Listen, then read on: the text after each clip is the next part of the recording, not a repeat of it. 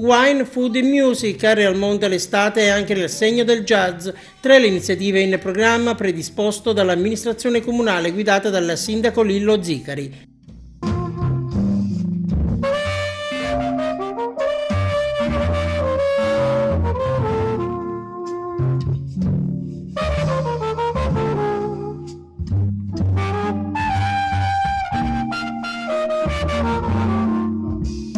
I primi due appuntamenti sono andati in scena rispettivamente al Belvedere Scala dei Turchi e al Belvedere Monte Rossello, esibizioni entrambe molto apprezzate.